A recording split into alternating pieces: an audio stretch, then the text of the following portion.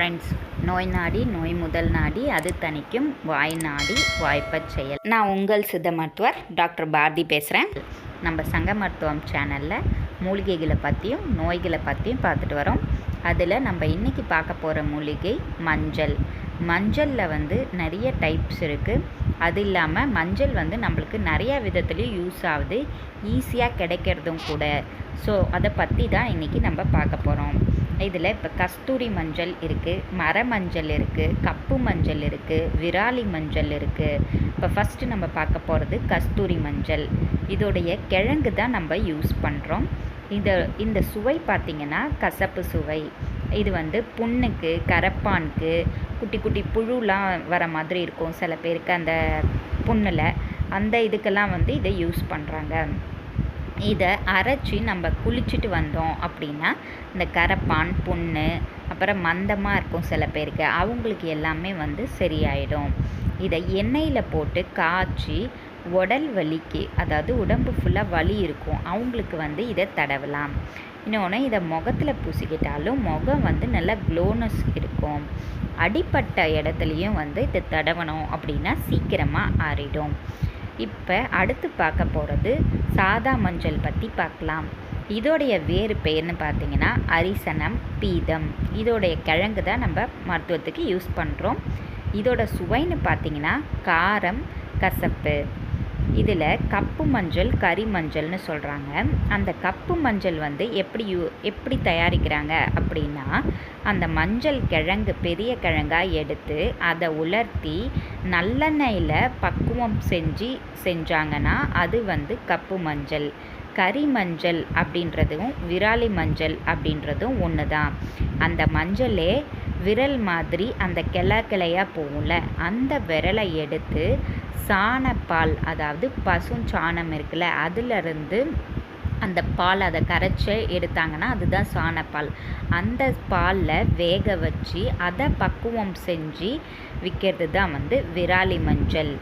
இப்போ இந்த மஞ்சள் நம்மளுக்கு மஞ்சள் தேய்ச்சி குளித்தோம் அப்படின்னா நல்லா க்ளோனஸ் வரும், ஸ்வெட்டிங் எல்லாமே கண்ட்ரோல் ஆகும். தலைவலி, சைனசைட்டிஸ், பீனிசம், அப்புறம் வண்டுக்கடி, இதுக்கு எல்லாத்துக்குமே மஞ்சள் யூஸ் ஆகுது. அப்புறம் புண்ணுக்கு, கட்டிக்கு, இது எல்லாமே பழுத்து உடையிறதுக்கு, புண்ணு சீக்கிரமாக ஆடுறதுக்கு நம்ம மஞ்சளை யூஸ் பண்ணுறோம். அம்மை நோயிலையும் கூட நம்ம வேப்பலையும் மஞ்சளையும் அரைச்சி அது மேலே பூசணும் அப்படின்னா சீக்கிரமாக அது உடஞ்சி அந்த புண்ணும் ஆறிடும் அப்படின்றது நம்ம நிறைய பேருக்கு தெரியும். இன்னொன்று, ஸ்கின் டிசீஸ்க்கு இந்த மஞ்சளை ஆடாதொடையோடு சேர்த்து பசுவோடைய நீர், அதாவது பசுவோடைய யூரின் எடுத்து அது கூட கலந்து நம்ம ஸ்கின் டிசீஸ்க்கு பூசினாங்க அப்படின்னா ஸ்கின் டிசீஸ் சீக்கிரமாக சரியாயிடும். பச்சை மஞ்சளுடைய சாறை எடுத்து நம்ம பாய்சன், ஏதாவது வண்டுக்கடி, பூச்சிக்கடி, காணாக்கடின்னு சொல்லுவாங்கள்ல, அந்த இடத்துலலாம் போட்டோம் அப்படின்னா அது க்யூர் ஆகும். அட்டைக்கடிக்கும் இதை தடவணும் அப்படின்னா க்யூர் ஆகிடும். இந்த மஞ்சளை பொடி செஞ்சு நம்ம சமையலில் யூஸ் பண்ணுவாங்க. அப்படி யூஸ் பண்ணும்போது நம்மளுக்கு மஞ்சக்காமாலை வராமல் தடுக்கும், அசிடிட்டி இருக்காது, ஸ்டொமக் பெயின் இருக்காது. அதனால தான் மஞ்சளை சமையலில் யூஸ் பண்ணுறாங்க.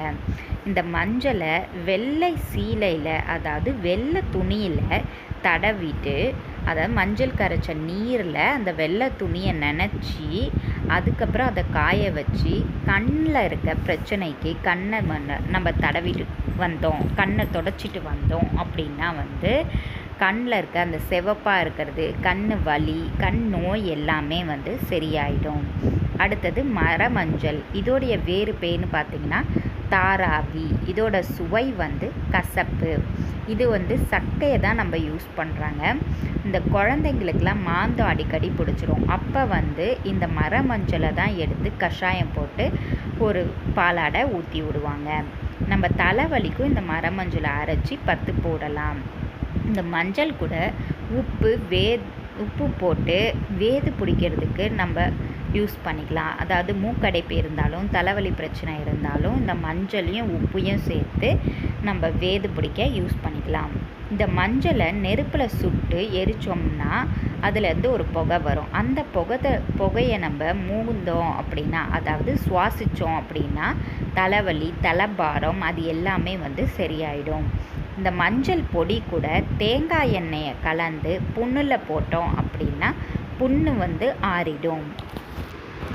மஞ்சளையும் சுண்ணாம்பு, உப்பு இது 3த்தையும் அரைச்சி லைட்டாக சூடு பண்ணி சுளுக்கு பிடிச்சிருந்துச்சுன்னா அது மேலே தடவுனாங்க அப்படின்னா சுளுக்கு வந்து சரியாயிடும்.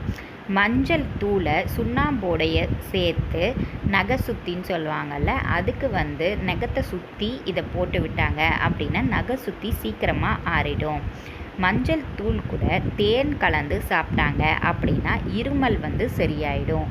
நம்ம மஞ்சள் பொடியும் தேனும் கலந்து பால்லையும் குடிப்பாங்க.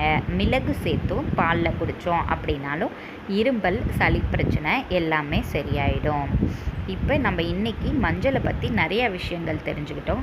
மஞ்சள் வந்து லேடிஸ்க்கு மட்டும் இல்லை, இப்போ ஜென்ஸுக்கும் வந்து இந்த மாதிரி இருமல் பிரச்சனை, தலைவலி பிரச்சனை, இந்த மாதிரி பிரச்சனைக்கெல்லாம் வந்து நம்ம யூஸ் பண்ணிக்கலாம். தீராத புண்ணு, ஆறாமல் புண்ணு இருக்கும், அந்த இடத்துல புழுவெல்லாம் வர மாதிரியும் இருக்கும், ஸ்கின் டிசீஸ்க்கு இது எல்லாத்துக்குமே மஞ்சள் வந்து ஆண்கள் பெண்கள் 2 பேருக்குமே யூஸ் தான். இன்றைக்கி பார்த்த மூலிகை வந்து உங்கள் எல்லாருக்குமே யூஸ்ஃபுல்லாக இருக்கும் அப்படின்னு நினைக்கிறேன். இதே மாதிரி பல மூலிகைகளை பற்றி தெரிஞ்சுக்கிறதுக்கு நம்ம சேனலை சப்ஸ்கிரைப் பண்ணுங்கள், லைக் பண்ணுங்கள், ஷேர் பண்ணுங்கள், கமெண்ட் பண்ணுங்கள். இந்த பக்கத்தில் இருக்க பெல் பட்டனையும் கிளிக் பண்ணிட்டிங்கன்னா நோட்டிஃபிகேஷன் வந்துடும். உங்களுக்கு நான் டெய்லி போடுற மூலிகை எல்லாமே நீங்கள் ஈஸியாக பார்த்துக்கலாம். தேங்க்யூ.